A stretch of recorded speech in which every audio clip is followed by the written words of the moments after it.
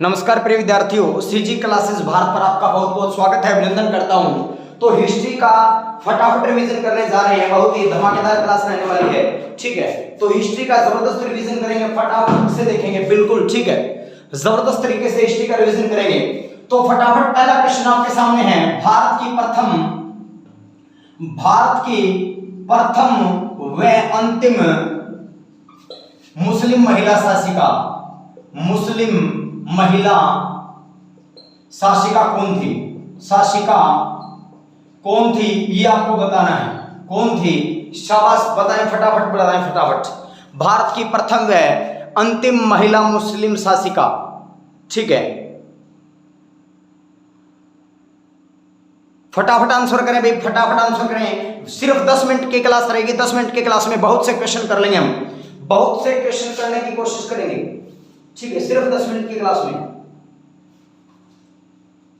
फटाफट बताएं, फटाफट, बहुत जबरदस्त क्लास रहने वाली, फटाफट बता दें।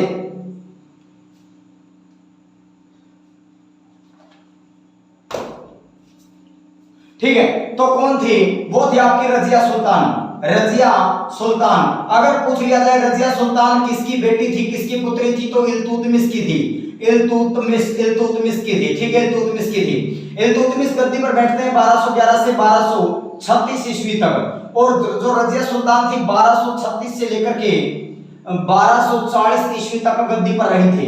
भारत की गद्दी पर राज किया, दिल्ली की गद्दी पर राज किया किसने? रजिया सुल्तान ने। तो ध्यान से देखिएगा, भारत की प्रथम अंतिम मुस्लिम महिला शासिका कौन थी? रजिया सुल्तान। रजिया सुल्तान किसकी बेटी थी? 1206 से 1240 के इसमें अल्तुनिया के साथ इसने शादी की थी, और पंजाब बठिंडा के सूबेदार अल्तुनिया के साथ इसने शादी की थी, और वहां से लौटते वक्त कैथल हरियाणा के अंदर इनकी क्या हो जाती है? हत्या कर दी गई थी। हत्या कर दी गई थी इसके भाइयों के द्वारा ही कैथल हरियाणा के अंदर हत्या हुई थी। तो कैथल के अंदर रजिया सुल्तान का मकबरा कहां है? रजिया सुल्तान का मकबरा कहां है? हरियाणा के अंदर, तो कैथल के अंदर है। आपको बता देना चाहता हूं प्रिय विद्यार्थियों, यमुना का पानी रेतीला, यमुनानगर, कैथल, पानीपत, रेवाड़ी आपके 1 नवंबर 1989 को बनते हैं, लेकिन पानीपत दोबारा जिला बनता है 1991 को, ये भी आपको पता होना चाहिए। जो कैथल है कपि स्थल कहलाते हैं, हनुमान जी की जन्म स्थली भी कहलाता है कैथल। आपको सारी बातें क्लियर होनी चाहिए प्रिय विद्यार्थियों। ठीक है,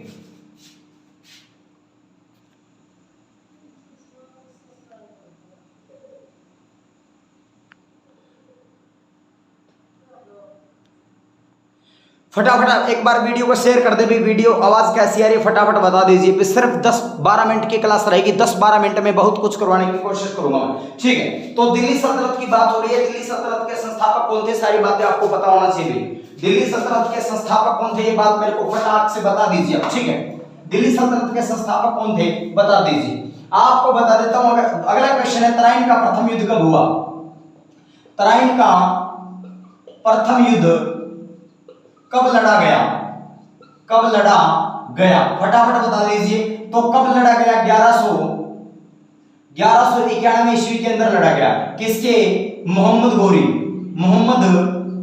गोरी वर्सेस पृथ्वीराज चौहान। ठीक है, कौन जीत जाता है? पृथ्वीराज चौहान जीत जाता है, मोहम्मद गोरी हो जाता है।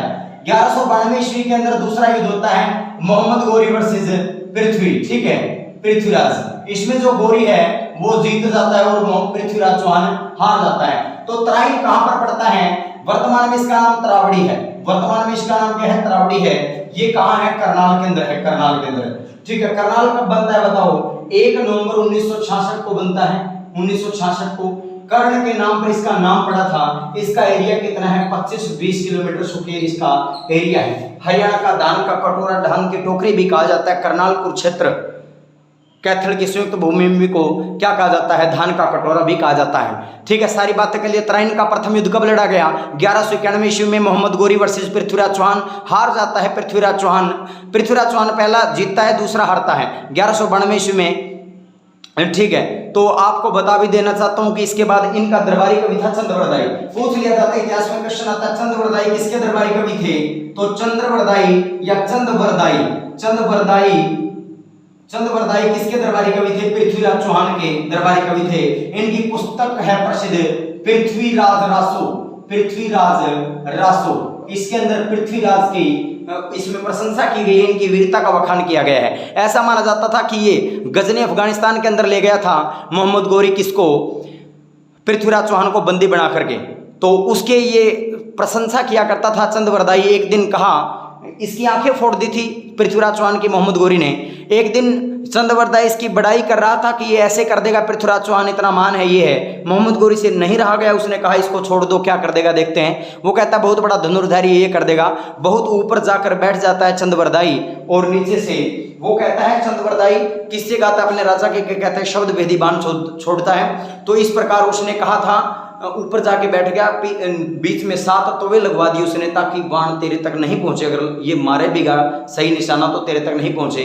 फिर उसने कहा कि 4 बांस 24 गज अंगुल अष्ट पैमान, एते पर सुल्तान है मत चूको चौहान, फेरी ते जननी जननी है, फेरी ते खींचो कमान, और 16 बार तुम चूक गए, अब मत चूको चौहान। ठीक है, तो कहने का मतलब ये था, इतना कहते ही मोहम्मद गौरी ने, पृथ्वीराज चौहान ने तीर लगाया और सीधा मोहम्मद गौरी के गले में जाते के लगा और मोहम्मद गौरी तुरंत प्रभाव से मर जाता है। ऐसी इतिहास के अंदर पढ़ा जाता है, सुना जाता है, इतिहासकार ऐसा बताते हैं। कई कहते हैं उसने हिंदुस्तान के अंदर ही मार दिया था, कई कहते हैं मोहम्मद गौरी की मृत्यु 1206 के अंदर राठी जाटों द्वारा की गई। बस अलग अलग मान्यताएं हैं, ठीक है। लेकिन उसके ऊपर पृथ्वीराज चौहान बहुत ही महान शासक हुए, सैल्यूट है ऐसे राजा को, ठीक है, जिन्होंने जो ये ब्रिटिश इनकी मुगलों की कभी भी, जो ये आपके मुस्लिम शासक थे, कभी भी अधीनता स्वीकार नहीं की। आगे बढ़ते हैं,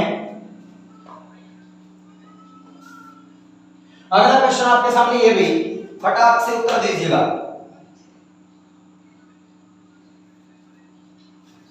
महात्मा गांधी द्वारा भारत छोड़ो आंदोलन कब शुरू किया गया? महात्मा गांधी द्वारा भारत छोड़ो आंदोलन पूछा गया कि कब शुरू किया गया, तो 9 अगस्त की तारीख है, 9 अगस्त 1942 को भारत छोड़ो आंदोलन महात्मा गांधी ने शुरू किया था। ठीक, अंग्रेजों भारत छोड़ो, ठीक, अंग्रेजों भारत छोड़ो, ये शुरू किया था 9 अगस्त 1942 की बात है, आपसे पूछ ली जाए तो। उसके बाद में महात्मा गांधी दक्षिण अफ्रीका कब गए थे? 1893 में गए थे। भारत कब लौटे थे? 9 जनवरी 1915 को लौटे थे। महात्मा गांधी ने सबसे पहले सत्य का प्रयोग कहाँ किया था? अपना सत्य और अहिंसा का प्रयोग दक्षिण अफ्रीका के अंदर किया था। ठीक है, दक्षिण अफ्रीका के अंदर किया था, ये भी आपको पता होना चाहिए। दक्षिण अफ्रीका के प्रसिद्ध नेता कौन से हुए? नेल्सन मंडेला, ये भी आपको पता होना चाहिए। ठीक है, महात्मा गांधी ने सत्य और अहिंसा का सर्वप्रथम प्रयोग दक्षिण अफ्रीका के अंदर किया था। 9 जनवरी को जब महात्मा गांधी की याद में प्रवासी भारतीय दिवस मनाए जाते हैं, प्रवासी भारतीय दिवस, ठीक है, प्रवासी भारतीय दिवस 2003 से हम मना रहे हैं प्रवासी भारतीय दिवस को, ये भी पता होना चाहिए। उसके बाद में अगली बात जो मैं बताऊं, महात्मा गांधी का जन्म कब हुआ है? 2 अक्टूबर और कब हुआ है?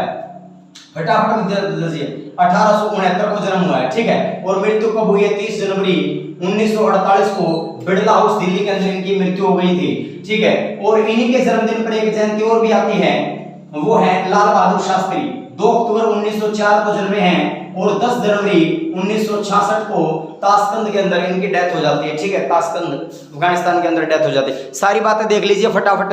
महात्मा गांधी ने भारत छोड़ो आंदोलन कब शुरू किया था? 9 अगस्त 1942 को भारत छोड़ो आंदोलन शुरू किया था। 30 जनवरी 1948 को इनकी डेथ होती है। 2 अक्टूबर 1869 को इनका जन्म हुआ था। नाथुराम गोडसे ने इनको गोलियां मार दी थी बिड़ला उसमें प्रार्थना सभा के दौरान। 2 अक्टूबर 1904 को जन्म होता है लाल बहादुर शास्त्री, जो कि भारत के दूसरे प्रधानमंत्री थे। 1964 से 1966 तक प्रधानमंत्री रहते हैं। ठीक है, उसके बाद में इंदिरा गांधी जी प्रधानमंत्री बनती हैं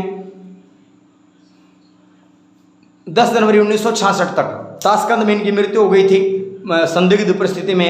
1893 के अंदर ये गए थे दक्षिण अफ्रीका और 9 जनवरी 1915 को भारत लौटे। प्रवासी भारतीय दिवस इन्हीं की लौटने की याद में वो मनाया जाता है। ठीक है, डे सेलिब्रेट किया जाता है। अब 9 जनवरी को प्रवासी भारतीय दिवस मनाते हैं। 10 जनवरी को क्या मनाते हैं? हम विश्व हिंदी दिवस मनाते हैं और 14 सितंबर को हम इंटरनेशनल हिंदी दिवस के रूप में सेलिब्रेट करते हैं। ठीक है, अगला क्वेश्चन, नेक्स्ट क्वेश्चन भी ध्यान से देखना है।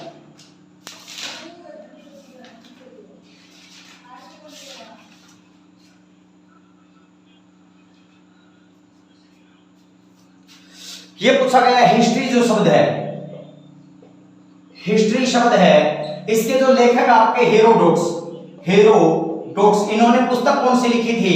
हिस्टोरिका लिखी थी, हिस्टोरिका। ये किस देश के निवासी थे, ये क्वेश्चन पूछा गया, फटाफट बता दीजिए। हिस्ट्री जो शब्द है वो लैटिन भाषा का शब्द हेरोडोट्स, इसके मतलब हिस्ट्री के पिता, फादर ऑफ हिस्ट्री कौन है, हेरोडोट्स है। पुस्तक लिखी हिस्टोरिका। हिस्ट्री जो शब्द है किस शब्द से बना है, हिस्टोरिया से बना है, हिस्टोरिया शब्द से बना है, ठीक है। क्वेश्चन पूछा गया ये कहां के थे, तो ये यूनान के थे, यूनान यानी कि ग्रीस, ठीक है। ग्रीस की वर्तमान में राजधानी क्या है, एथेंस, ठीक है, एथेंस। ग्रीस या ग्रीक, यूनान, ग्रीस, रोम के पास ये जगह पड़ती है, यहाँ पे ये रहने वाले थे। हिस्ट्री, हिस्टोरिया, हेरोडोट्स इतिहास के जनक हैं। हिस्टोरिका इन्होंने बुक लिखी, हिस्टोरिया शब्द से बना हिस्ट्री, ठीक है। यूनान, ग्रीस, एथेंस यानी कि अतीत में होने वाली वे घटनाएं जिनके साक्ष्य हमारे पास उपलब्ध हैं, इतिहास कहलाता है, ठीक है। ये आपको पता होना चाहिए। और इतिहास, हिस्ट्री का मतलब, इतिहास का मतलब होता है इति है और आज से बना है, यानी कि ऐसा निश्चित तौर पे हुआ होगा, ठीक है। आगे बढ़ते हैं। नेक्स्ट क्वेश्चन आपके सामने है,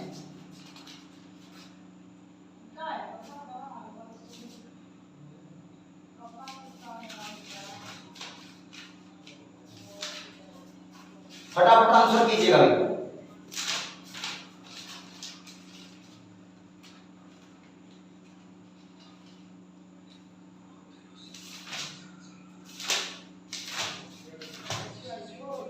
अगला क्वेश्चन बता दीजिएगा, फटाफट बस से बता दीजिए। पानीपत का प्रथम युद्ध, पानीपत का प्रथम युद्ध किसके और किसके बीच हुआ, फटाफट बता दीजिएगा। लास्ट क्वेश्चन है इसका आपका, पानीपत का युद्ध। तीनों युद्ध करेंगे, Panipat, Panipat first battle, Panipat second युद्ध, सेकंड वार, ठीक है, फर्स्ट वार, सेकंड वार, और पानीपत थर्ड वार, ठीक है, पानीपत थर्ड वार।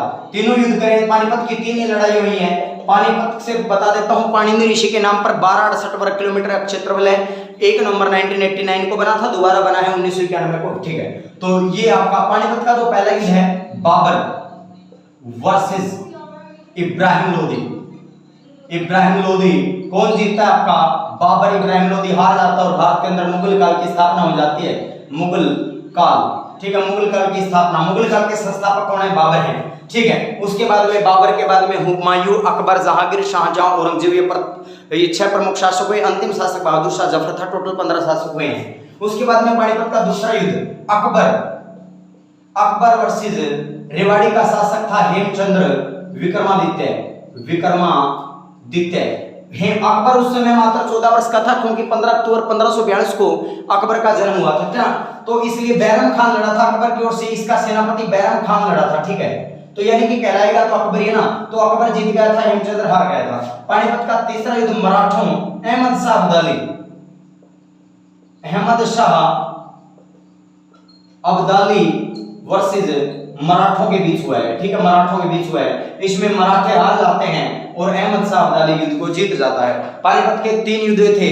पानीपत का तीसरे युद्ध के विषय में एक राहगीर से पूछा गया, जो कि युद्ध के मैदान के पास से गुजर के आया था, तो उसने कहा था कि 2 मोती बिछुड़ गए, कुछ मोहरें खो गई, और सोना चांदी का कितना नुकसान हुआ है उसका कोई 27 मोहरें, ठीक है। 2 मोती टूट गए, 27 मोहरें नष्ट हो गई, और सोना चांदी का कितना नुकसान हुआ है इसका कुछ आता पता नहीं है। कहने का मतलब 2 जो प्रमुख कमांडर थे वो मारे गए हैं। 27 मोहरे जो उनके पीछे जो नेतृत्व, छोटे छोटे बटालियन के नेतृत्व करता थे, वो भी मारे गए हैं। और सोना चांदी की कितने वो नष्ट हुए सिक्के, उनका कोई पता, यानी कि सैनिक कितने मारे गए, पैदल, रथ, घुड़सवार, उनका तो अंदाजा ही नहीं है। इतनी भारी मात्रा में मारकाट हुई थी पानीपत के थर्ड युद्ध में मराठों, ठीक है। अब मैं बात ध्यान से बता देना चाहता हूँ, आपसे पूछ लिया जाए सतनामी विद्रोह कब हुआ, ठीक है। ये सारी बातें क्लियर होगी ना, दोबारा बता देता हूं। पानीपत का पहला युद्ध बाबर वर्सेस इब्राहिम लोदी, जीता बाबर। पानीपत का दूसरा युद्ध अकबर की ओर से लड़ा बैरम खान, लेकिन अकबर ही जीता, यही कहलाएगा ना, जो क्योंकि लड़ती तो प्रजा है, लड़ती तो आपकी सेना है, नाम राजा का होता है ना। तो हेमचंद्र विक्रमादित्य। पानीपत का तीसरा युद्ध अहमद शाह अब्दाली, मराठा, जीते अहमद शाह अब्दाली, हार गया मराठा, ठीक है, अकबर। तो ध्यान से देखिएगा, नेक्स्ट क्वेश्चन आपके लिए, यहां से बात ध्यान रखिए मेरे को, हरियाणा के संदर्भ में। हरियाणा पहले किसके दिन था, मुगलों के दिन था, ठीक है। 1756-57 के अंदर हरियाणा किनके दिन आ गया, मराठों के अंडर में आ गया। 1803 के अंदर सूरजी अंजन गांव की संधि होती है, सूरजी अंजन गांव की संधि होती है उस किस किस के बीच हुई थी? दौलत राव सिंधिया व किसके बीच हुई थी? वह जनरल लेक के मध्य संधि हुई थी। इसमें हरियाणा का कुछ पार्ट किसके तहत आ गया था? अंग्रेजों के दिन, ठीक है, ब्रिटिश के दिन। 1809-10 के अंदर हरियाणा पर पूर्णतः अंग्रेजों का अधिकार हो गया था, ये भी आपको पता होना चाहिए, ठीक है। हरियाणा पर पूर्णतः अंग्रेजों का अधिकार कब हुआ है? 1809-10 के अंदर। देखो, मुगलों के अधीन था पहले हरियाणा, 1756-57 के अंदर मराठों के अधीन आ गया, 1803 में सुरजन गांव की संधि दौलत राव सिंधिया व जनरल लेक के बीच, तब हरियाणा कुछ पार्ट अंग्रेजों को दे दिया गया और 1809-10 के अंदर अंग्रेजों का पूर्णतः अधिकार हो गया, ये भी आपको पता होना चाहिए। अगली बात है सतनामी विद्रोह कब होता है हरियाणा के अंदर? तो देखो, सतनामी विद्रोह किसके मध्य हुआ था? औरंगजेब वर्सेस सतनामी संप्रदाय। हरियाणा के अंदर सतनामी संप्रदाय की जो स्थापना हुई थी 1543 के अंदर संत वीर बाने की थी, ठीक है। सतनामी संप्रदाय का जनक कौन है? मतलब इसको बनाने वाला संत वीरबान है। 1666 की बात है, युद्ध होता है सतनामी संप्रदाय और औरंगजेब के बीच। औरंगजेब ने एक सतनामी को मार दिया था बुरी तरीके से। हुआ क्या था, एक सतनामी खेत से आ रहा था और रास्ते में मुगल जा रहा था, मुगल ने उसके डंडा मार दिया सिर में, उस सतनामी ने उसको जसा के पीट दिया। ये बात उसने अपने फौजदार खान को बता दी। फौजदार खान यहाँ आता है और बुरी तरीके से अपने बटालियन लेके इनको पीटता है, लेकिन इन्होंने सतनामियों ने उसको भी बुरी तरीके से पीट दिया, ठीक है। उसके बाद में औरंगजेब को ये बात पता चलती है, औरंगजेब अपने उनको भेजता है और इस प्रकार ये सतनामी विद्रोह को कुचलने का कार्य किया जाता था, ठीक है। इसके बारे में सतनामी विद्रोह के बारे में एक बहुत ही महत्वपूर्ण बात भी थी, वो कल बताऊंगा। आज नेटवर्क का इश्यू है, इतनी क्लास हो पाएगी। नमस्कार, जय हिंद, जय भारत और सभी को भाई हार्दिक शुभकामनाएं। हमने चांद पर कदम रख लिया है ना, चांद की तरह चमको। मैं तो कहता हूं आपको कि तारे तो अमावस्या को भी होते हैं और तारे पूर्णिमा को भी होते हैं, लेकिन अमावस्या को चांद नहीं होता, पूर्णिमा को चांद होता है। उन तारों का प्रकाश अमावस्या को नहीं होता ना, करोड़ों की संख्या में तारे हैं और चांद एक ही पूर्णिमा को आता है, पूरे संसार को रोशन, पूरी धरा को रोशन कर देता है। इस प्रकार आप चांद बने और चांद पर भारत ने अपना तिरंगा झंडा लहरा दिया है, परचम लहरा दिया है। बहुत ही गर्व की बात है। जय हिंद, जय भारत, ठीक है। तो विज्ञान ने बहुत तरक्की की है। बहुत खुशी का दिन आज के हमारे लिए 14 जुलाई 2023 को लॉन्च हुआ था 2:35 पर और आज लगभग 6:03-4 के ऊपर वो लैंडिंग कर गए, 6 बजे के अप्रोक्सीमेट 6 बजे के आसपास, ठीक है। तो बहुत खुशी की बात है। जय हिंद, जय भारत। ऐसे ही हम तरक्की करते रहें।